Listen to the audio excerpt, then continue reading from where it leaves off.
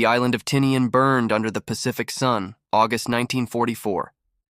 In a concrete bunker that had once stored Japanese medical supplies, 8 women huddled in darkness that smelled of antiseptic, blood, and the acrid smoke of distant artillery. They were nurses of the Imperial Japanese Army, and they were about to make a choice that would haunt them for the rest of their lives. Keiko Yamamoto, 23-year-old girl with hands that still trembled from amputating a soldier's leg 3 days prior, pressed her palm against the bunker's wall. The concrete vibrated with each explosion. American shells, American voices, American victory, inevitable as the tide. "They're coming," whispered Nurse Reiko, the youngest at barely 18. Her face was gaunt, cheekbones sharp enough to cut paper. They'd been surviving on rainwater and stolen rations for 2 weeks, ever since their field hospital had been overrun. "We should use the grenades, like we promised." The promise. They'd all made it, standing in neat rows at the Tokyo Naval Hospital before deployment. Every nurse had sworn an oath, hand over heart, eyes forward. Death before dishonor. Death before capture. Because capture meant things worse than death, things the propaganda films had shown them in explicit, horrifying detail. American soldiers, they'd been told, were animals who wore human skin. They raped, tortured, mutilated. They collected ears and teeth as trophies. They laughed while they did unspeakable things. But before we go deeper into Keiko's impossible decision, take a moment to subscribe to this channel. We're uncovering stories that history textbooks glossed over, stories that challenge everything we thought we knew about war, humanity, and the lies we tell ourselves. Drop a comment telling me where you're watching from. These stories need to travel far and wide because the truth matters, even 79 years later. Now, back to that bunker on Tinian, where 8 women faced a choice between 2 kinds of death. Part 1. The Weight of Propaganda. Keiko had believed every word of the propaganda. Why wouldn't she? Her instructors at nursing school had been serious men with medals on their chests, men who'd seen combat, men who knew. They'd shown films of American brutality in China, in the Philippines. They'd displayed photographs too graphic for young women to see, or so they said, but the implications were clear enough. "The Americans are not like us," her commanding officer Lieutenant Sato had explained during their final briefing before shipping out. His face had been grave, paternal. "They don't understand honor. They don't value life. To them you are less than human. Objects, things to be used and discarded." Sato had given each of them a grenade, small and heavy, with a pin that could be pulled with shaking fingers. "If capture becomes inevitable," he'd said, "you know what to do. The Emperor will remember your sacrifice. Your families will be honored. But if you allow yourself to be taken alive..." He'd left the sentence unfinished, the silence more terrible than words. Keiko had taken the grenade with pride. She'd felt chosen, special, entrusted with the responsibility of protecting not just her life, but her honor, her family's honor, the honor of all Japan. The weight of it in her pocket had felt righteous. That was 6 months ago, before the island-hopping campaigns had turned into a meat grinder, before she'd held dying boys who cried for their mothers, boys whose intestines she'd tried to stuff back into their bodies while they screamed, before she'd amputated limbs with a handsaw because the surgical equipment had been destroyed in a bombing run, before the concept of honor had started to feel abstract, meaningless, compared to the very concrete reality of blood and bone and the animal desperation to survive one more hour. Now, in the bunker, Nurse Michiko held her grenade in both hands like a sacred object. Michiko was 31, the oldest, a veteran of the Manchurian campaign. She'd seen things that made the rest of them look like children playing at war. "When I pull the pin," Michiko said, her voice steady, "we go together, clean, quick. We'll be heroes." "We'll be dead," Keiko heard herself say. The words surprised her. Where had they come from? What part of her, what still living part, had dared to speak them? Michiko's eyes flashed. "You'd rather be defiled? Destroyed? You'd rather your family receive word that you surrendered like a coward?" My family, Keiko said slowly, will receive word that I died either way. At least if we're alive, there's a chance they'll get the truth someday. The truth? Michiko laughed, a sound like breaking glass. The truth is what we were told. Americans are monsters. That's not propaganda, that's reality. I've seen what they do. Have you? Keiko's voice was sharper now. Have you actually seen it? Or have you seen photographs that could have shown anything? Films that could have been from anywhere? I've been thinking about it, Michiko-san. In 6 months of combat, I've never once seen an American soldier. Not up close.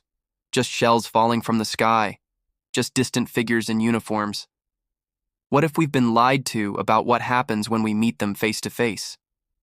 The silence in the bunker was absolute. The other nurses stared at Keiko as if she'd blasphemed, which perhaps she had.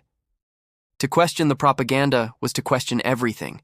The war, the emperor, the very fabric of reality they'd wrapped around themselves to survive. Then, through the concrete, through the smoke and chaos, a voice. Speaking Japanese.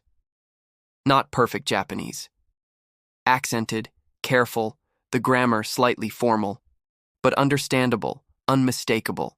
Nurses of the Imperial Japanese Army, we know you are in the medical bunker. We have water. We have food. We have medical supplies. Please come out. You will not be harmed. I repeat, you will not be harmed. This is a guarantee under the Geneva Convention, which the United States military follows strictly. The voice belonged to a woman, an American woman speaking Japanese. The impossibility of it made Keiko's head spin. How could Americans speak Japanese? How could the enemy know their language, understand their words unless they'd been preparing for this, unless they'd been learning, studying, treating Japanese people as human enough to communicate with? Monsters didn't learn their victims' language. Monsters didn't need to. It's a trick, Reiko whispered, her young face pale with terror.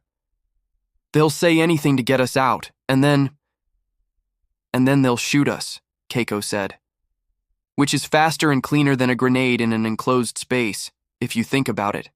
If they wanted us to suffer, they'd smoke us out or wait until we died of thirst, the voice continued, patient, almost gentle. My name is Sergeant Linda Takahashi. My parents were born in Hiroshima. They came to California in 1920. I grew up speaking Japanese at home. I understand your fear. I understand what you've been told. But I promise you, on my honor as a soldier and as a Japanese American, you will be treated with dignity and respect. Please, don't let fear make you do something you can't take back. A Japanese American. Keiko had heard of such people, had been told they were traitors, worse than Americans because they'd abandoned their heritage. But this woman's voice carried something that propaganda couldn't fake. Sincerity. Whether it was real or performed, it was there, undeniable. Michiko's thumb moved toward the grenade pin. It's now or never. Keiko's hand shot out, faster than thought, and grabbed Michiko's wrist. Wait, just wait. Give me 5 minutes, let me look. Look at what? At them. At what we've been told to fear. If I see monsters, I'll come back and we'll finish this. But if I see soldiers, just soldiers, then maybe we have a choice. The other nurses looked at each other. The weight of decision hung in the recycled air of the bunker like something physical, something that could crush them all. Finally, Nurse Sachiko, quiet Sachiko who rarely spoke, said, Let her look. What's 5 more minutes? We're dying here anyway. Keiko moved to the bunker entrance, a heavy metal door that had been barricaded with medical supply crates. She pushed them aside, her arms weak from malnutrition, but adrenaline lending her strength. The door creaked open, and sunlight stabbed into the darkness like knives. She emerged with her hands raised, squinting against the Pacific brightness, waiting for the gunfire that would prove her gamble had been wrong, that Michiko had been right, that they should have died with their honor intact. The gunfire never came, fire never. Instead, she saw American soldiers, dozens of them, weapons lowered, faces sweating in the tropical heat. Young faces, tired faces, some curious, some bored, some showing something that looked disturbingly like concern. And standing at the front, a woman in an American uniform with sergeant stripes on her sleeves and Japanese features in her face. Sergeant Linda Takahashi, who stepped forward with a canteen in her hands and held it out like an offering. "Water," she said in English, then in Japanese. "It's clean. Please drink." Keiko stared at the canteen. Every instinct screamed that it was poisoned, drugged, a trick. But her lips were cracked, her tongue swollen, and the logical part of her brain, the part that had been trained in medicine and science, knew that if they'd wanted to kill her, they wouldn't need poison. A single bullet would suffice. She took the canteen, unscrewed the cap with shaking fingers, brought it to her lips and drank. The water was cold, impossibly cold, as if it had been kept on ice. It tasted like nothing, like purity, like life. Keiko drank until her stomach cramped, then lowered the canteen and looked at Sergeant Takahashi with new eyes. "The others," Keiko said in halting English, surprising herself. She'd studied English in school, had been good at it, though she'd hidden that skill during the war. Speaking the enemy's language had felt like treason. 7 others, inside, scared. "I know," Sergeant Takahashi said gently. "Will you tell them it's safe? Will you help me bring them out?" Keiko turned back to the bunker entrance, where she could see 7 pale faces peering from the darkness. She held up the canteen like evidence, proof of life, proof that the impossible might be possible. "Come out," she called in Japanese. "It's safe. I'm alive. The water is clean. They're not what we were told." One by one they emerged. Reiko first, then Sachiko, then the others. Michiko came last, still clutching her grenade, her face set in rigid defiance. But when an American medic, a corporal with red crosses on his helmet, immediately began examining Reiko's infected arm wound, cleaning it with practiced efficiency, and murmuring what sounded like reassurances in terrible Japanese, even Michiko's grip loosened. The grenade fell to the ground, landed in the dirt with a soft thud that didn't detonate, didn't end the world. It just lay there, inert, one more piece of unused ordnance in a war that was already lost. Part 2. The long journey to confusion. They were transported on a ship called the USS Mercy, a hospital vessel painted white with red crosses that made it theoretically immune to attack under international law. Keiko had never heard of such a concept before, a ship specifically for healing, off limits to combat. It seemed fantastical, wasteful. Japan had no such ships. Every vessel was fair game, every resource bent toward destruction. The ship had clean beds with white sheets that smelled of bleach and soap. It had bathrooms with running water, toilets that flushed, showers that produced hot water on command. The first time Keiko stood under a hot shower, feeling 6 months of grime and blood wash away, she wept. Not from relief, from confusion. From the growing, terrible suspicion that everything she'd believed was wrong. The American nurses who tended to them were professional, kind, efficient. They checked vitals, administered antibiotics for infections, provided clean clothes. They smiled, though the smiles were often strained, awkward. Keiko understood. These women were tending to the enemy. How did you reconcile compassion with combat? How did you care for someone you'd been taught to hate? Sergeant Takahashi served as translator and intermediary. She explained that they were being taken to the continental United States, to a POW camp in New Mexico, where they would be held until the war ended. She explained the Geneva Convention, a set of international laws governing the treatment of prisoners. She explained that they had rights, legal protections, that they would be fed, clothed, housed, and allowed to send letters home through the Red Cross. It all sounded like fantasy, like propaganda in reverse. Keiko kept waiting for the mask to slip, for the cruelty to emerge. But days passed, and it never came. On the 3rd night at sea, Keiko found Sergeant Takahashi standing at the ship's rail, looking out at the moonlit Pacific. The translator's face, usually so carefully composed, looked sad in the silver light. Vulnerable. "May I ask you something?" Keiko said in English, her voice tentative. Takahashi looked surprised, then nodded. "Your English is good." I studied. Before. It felt wrong during the war, but I remembered. Nothing wrong with knowing languages. That's what lets us understand each other. Takahashi paused. What did you want to ask? Why do you do this? You're Japanese. Your parents were born in Japan. How can you fight against your own people? Takahashi's jaw tightened. My parents were born in Hiroshima, yes. But they left. They chose America. They became Americans.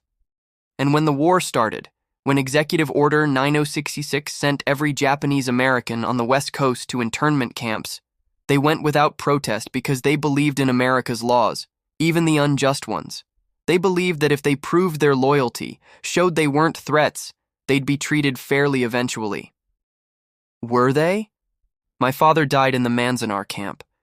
Pneumonia, inadequate medical care, inadequate everything. Takahashi's voice was flat, controlled, but Keiko could hear the ocean of grief beneath it. My mother is still there. I joined the army to prove we're loyal, to prove we belong. They made me a translator because that's all they trust us to do. We're Americans, but not American enough to fight. Only American enough to help interrogate prisoners. I'm sorry, Keiko said, and meant it. Don't be. I chose this. And every prisoner I help, every captured soldier or nurse I convince to surrender instead of committing suicide, is my answer to the people who say Japanese can't be trusted. Mercy is my revenge. Does that make sense? Keiko thought about it. Yes, she said finally. I think it does. They stood in silence, two women caught between worlds, watching the water that separated Japan from America, from everything they'd known, from everything they were becoming.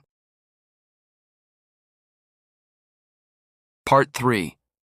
Arrival in the desert. The train journey across America lasted 3 days and revealed a country Keiko had never imagined. She'd been taught that America was struggling, weakened by war, desperate and crumbling. But through the train windows, she saw cities that gleamed in the sunlight, factories that churned with production, farmland that stretched to the horizon heavy with crops. She saw civilians who looked well-fed, well-dressed, going about their lives as if the war were something happening on another planet instead of a desperate struggle for survival. The disconnect was staggering. Japan had been at war for years, every resource bent toward the military, every civilian rationed and restricted and told to sacrifice for the nation. But America looked prosperous, abundant, as if the war were an inconvenience rather than an existential crisis. How? Keiko asked Sergeant Takahashi, who rode with them in their guarded train car. How can your country look like this while fighting on two fronts? Takahashi followed her gaze out the window. America is big, she said simply, and it hasn't been bombed. The war is happening over there, not here. That makes a difference. But the sacrifice...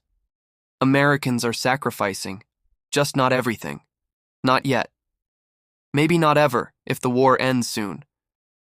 Takahashi's voice was careful, neutral. Your country was already struggling before the war. Ours wasn't. That's not judgment, just fact. The fact felt like a betrayal. Keiko had been told that Japan's suffering was noble, necessary, shared by everyone. But if the enemy wasn't suffering, if they were winning without sacrifice, what did that say about the nobility of Japan's pain? The POW camp in New Mexico rose from the desert like an American mirage. Chain-link fences topped with barbed wire surrounded rows of wooden barracks painted olive drab. Guard towers stood at each corner, manned by soldiers with rifles. It looked like every prison camp from every propaganda film, and Keiko's stomach clenched with the old fear. But as they were processed through the gates, the strangeness continued. The camp commander, Colonel James Harrison, met them personally. He was a tall man in his 50s with gray hair and eyes that assessed them with professional detachment, not cruelty. Through Sergeant Takahashi, he explained the camp rules, the daily schedule, the work assignments available. His tone was formal but respectful. You are prisoners of war, he said, but you are also protected persons under international law. You will be treated humanely. You will have adequate food, water, shelter, and medical care. Any guard who violates these standards will be punished. Any prisoner who attempts escape will be detained, but not harmed. These are not my rules. These are America's rules. We follow them because we are a nation of laws.